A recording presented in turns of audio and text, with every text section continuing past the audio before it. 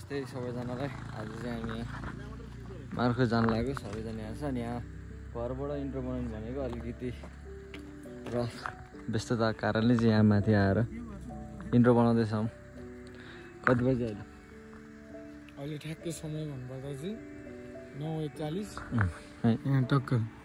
ल अब मास्तिर गएर भेट्छौँ। अब हाम्रो चाहिँ यहाँ सेकेन्ड विश्राम भइरहेछ है। यहाँ सेकेन्ड उता तल बसेको थिएँ, यहाँ चिसो भएर लुगा सुगा लाग्यो। बाटोतिर चाहिँ मैले अब त पहिला नै आएर धेरैचोटि बनाइसक्यो भएर चाहिँ नबनाएको, त्यही भएर सीमित ठाउँमा मात्र फोटो खिच्दै हिँड्दा चाहिँ हामी यहाँ फोटोसोटो खिच्न रोकेका छौँ।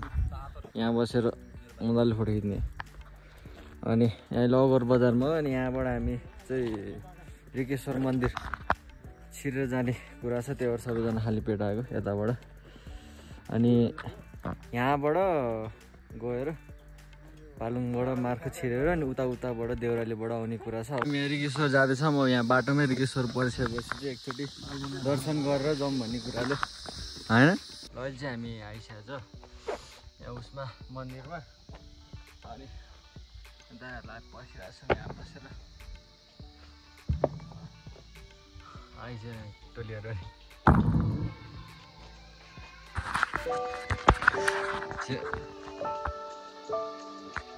हालत यस्तै छ। हामी यहाँ एक ठाउँ नबसिकन आएको, यहाँ चाहिँ बसेर आएर ढिलो भयो कि। ल यहाँ मन्दिर आइसकेको छ। अब यहाँ अलिअलि अक्षता सक्षता चढाएर अनि फर्किहाल्ने। खाना पनि खाएन, ढिलो भइसक्यो। यहाँ पूजासुजा गरेर हामी फर्किसकेको छौँ। ल अहिले चाहिँ हामी यहाँनिर खानासाना खाएर यहाँ पालुङमा तेल हाल्दैछौँ। अब यहाँबाट नि खै कति यहाँबाट चाहिँ अब अफरोड छ, त्यही हो तेल हाल्दैछौँ। यहाँ अरू आउँदैछ बिस्तारै पछाडि। अहिले चाहिँ हामी यहाँ ठोक्क बज्र 12 आउनु लाग्यो। अनि यहाँ सबजना स्टार्टमा हिँड्दा छ, त्यही भएर हामी ओह्रालोमा नि स्टार्टमा हिँड्दैछौँ। बाटो अप्ठ्यारो छ यहाँ, खै त्यस्तो राम्रो छ यहाँ, कति मान्छे आउँछ घुम्नु। तर यो बाटो चाहिँ बनाउनु पर्ने हो क्या। हामी 2-3 वर्ष अगाडि आउँदा नि यस्तै थियो, अहिले पनि यस्तै छ। भर्खर खाना खाएर आएको, झन् पेट दुखेर यस्तो भयो नि। अनि त्यही भएर सानो क्लिप खिच्दै हिँड्दा छ क्या। त्यो अब अस्ति नै 2-3 चोटि आइसकेको छ यो बाटो, 2-3 चोटि खिचिसकेको छ। त्यही भएर कति एउटै बाटो कति एउटै ठाउँ देखाउनु भनेर चाहिँ थोरै भिडियो गर्दै हिँड्दैछौँ है। अनि आज अलि रसमा पनि छ क्या, त्यो भिडियो बनाउनु भन्ने हिँडे होइन, खास घुम्ने भने अनि यसो घुमेपछि बनाइदिउँ न त भनेर बनाइदिइरहेछौँ। त्यही हो, धुलो त्यत्तिकै उडेको छ, त्यत्तिको उफ्रिएको छ। यहाँ पेट दुखेर खतम भइसक्यो, ब्रेक काट्दैछ, त्यस्तै गाह्रो छ। अगाडि जस बवाल छ है ठाउँ। यो मैले ठिकै छ। अब हामी यहाँबाट बज्र 12 निस्किन्छ। अनि बज्र 12बाट त धेरै टाढा छैन। ल बाटोमा भेट्दै गरौँला है। हामी यहाँ बज्र 12 बजार आइपुग्यो। अस्ति नै नि यहाँ बनाउँदै थियो, अहिले बनाइसकेर पनि फेरि बाटो बिग्रियो है। के हो बाटो त्यस्तै छ अहिले। यस्तो बजारमा त यस्तो हालत छ, कसरी हुन्छ त नि। यहाँ बनाइरहेको थियो, पिच गराइरहेछ, तर फेरि सबै उक्किसकेको छ कि। यहाँ अस्ति हामी आउँदाखेरि खनेर हिलो यस्तो बिजोग थियो नि। अहिले पनि यस्तै छ। बज्र 12 बजार हो यो त, ठुलै छ, एक लाइन बजार हो फेरि। अब यो अगाडि चाहिँ अलिअलि पिच रहेछ बरु, आँखा पोलिसक्यो धुलोले। दाइ सुवन दाइ चाहिँ पछाडि आउँदैछ, 4वटा बाइकमा छौँ। 4जना अरूमा त्यस्तै बिस्तारै जाँदैछौँ। त्यत्तिकै धुलो रहेछ गाडीहरूले, अगाडिबाट त्यत्तिकै धुलो उडिरहेछ। 4वटा बाइकमा सबै आफ्नो दाजुभाइहरू घुम्न निस्क्यो हो। त्यो पिच पनि टाढाबाट त पिच जस्तो लागेको थियो, होइन रहेछ। अहिले हामी अब चितलाङ पुगेर भेट्छौँ है त। अवस्था चाहिँ यस्तो छ, धुलो यस्तो छ धुलो। के छ त ल अङ्कल भनिदिनु पर्यो। अब यही कुरा नगर्नु भयो म मर्लाई उसै यहाँ दुखेको हात पनि दुखिरहेको छ। सचिन दाले त के सोध्नु पछाडि बस्ने मान्छे कस्तो छ ल अवस्था।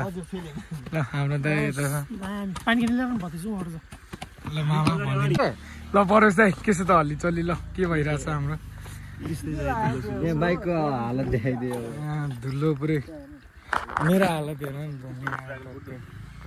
त्यस्तो छ अब मौसम चाहिँ दामी छ है त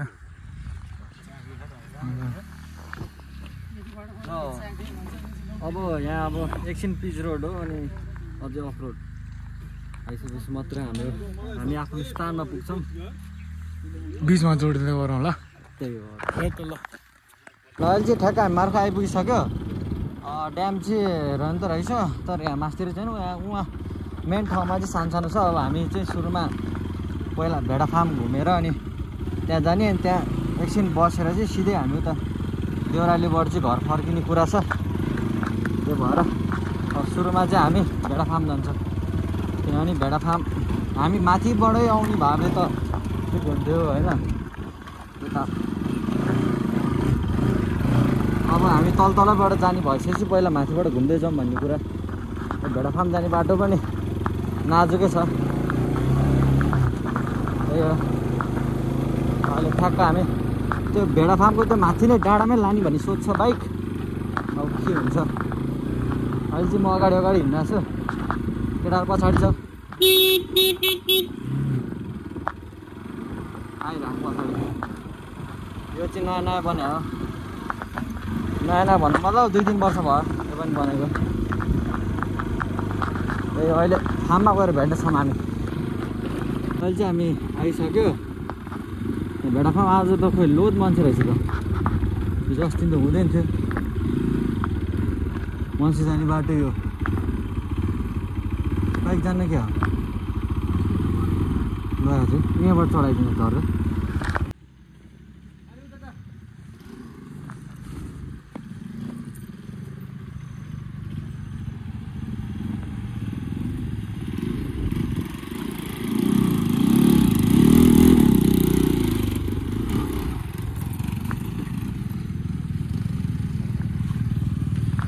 ल हामी चाहिँ भेडा फार्ममा आइसकेको छ होइन अहिले अनि क्यामेरा ह्यान्डल चाहिँ म गर्दैछु हाम्रो आकाश सर माथि पुगिसकेको छ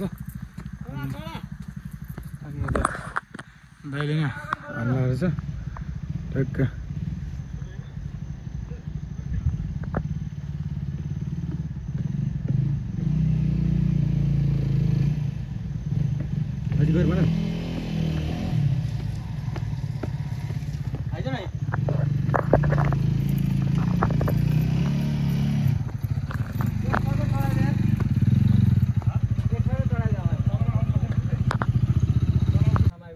यतापट्टि हो अनि अस्ति नै हामी आउँदा चाहिँ भेडा फार्म घुमेको थिएन क्या यो घुम्न त घुमेको तर भ्लग चाहिँ बनाएको थिएन फोटोसोटो पनि खिच्दैन यो सानो सानो भिडियो बनाएको थिएँ योपालि मस्त घुम्नु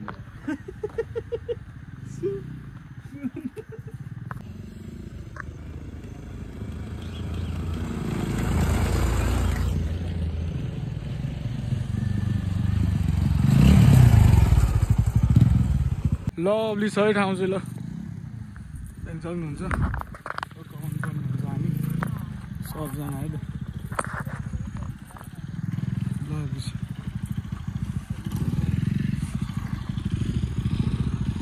साइडबाट चाहिँ यस्तो आउँछ सिन्दा हामी पहिला त यता चरेर आउँथ्यो भेडा अहिले फेरि भेडा देख्दैन अहिले तर पहिलाभन्दा मान्छे पनि धेरै आउने भएछ पहिला हुँदैन थियो क्या खासै मान्छे अहिले त कडा मान्छे आउँछ कति फर्क्यो सब कोहीले बाइक लिएर थिएन हामीले चाहिँ त्यहाँ ल्याएर बाटो अप्ठ्यारो भएर सबैले त्यहीँ छोडेछ हामी चाहिँ कति बज्यो 4:30 भइसक्यो अब यहाँबाट फर्किँदा रात पर्छ जस्तो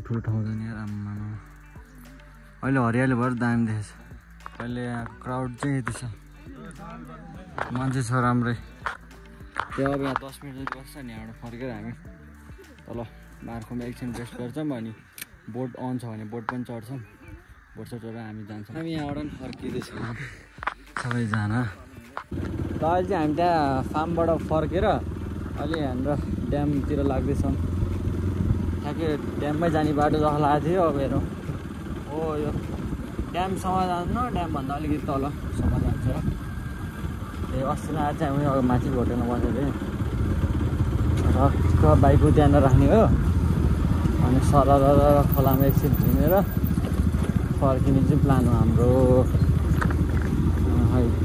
आइसक्यो बोट सोट पनि छ अब हेरौँ के हुन्छ त्यहाँ बाइक चाहिँ हामीले यहाँ पार्किङ गरिसकेको छ है यता अब जाँदाखेरि चाहिँ यताबाट आएको भने अब जाँदाखेरि चाहिँ यस्तो भएर जाने हो त्यही हो त्यहाँ तल पार्किङ छ तर पैसा लिन्छ क्या कहाँबाट गाडी बाइक ल म तल चाहिँ ड्याम हो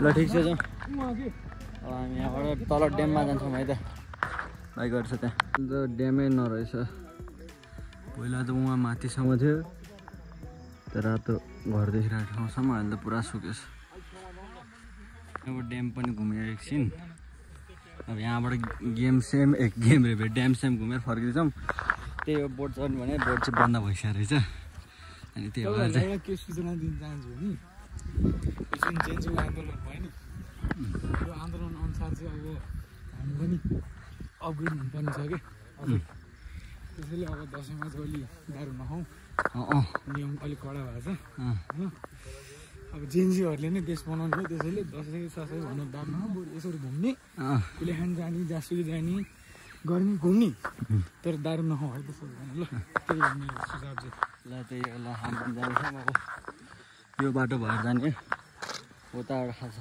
खाएर त्यही हो यहाँ यहीँ रात पर्लाइ थियो पहिला त लोद मान्छेसम्म थियो क्या अब यहाँबाट फर्किँदैछ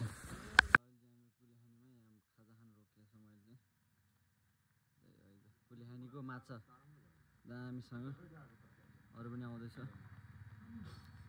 अहिलेलाई चाहिँ त्यही त यहाँ उता उहाँ यतापट्टि छ ड्याम त्यो अब यहाँबाट खाजा खाएर लाग्ने कति बजी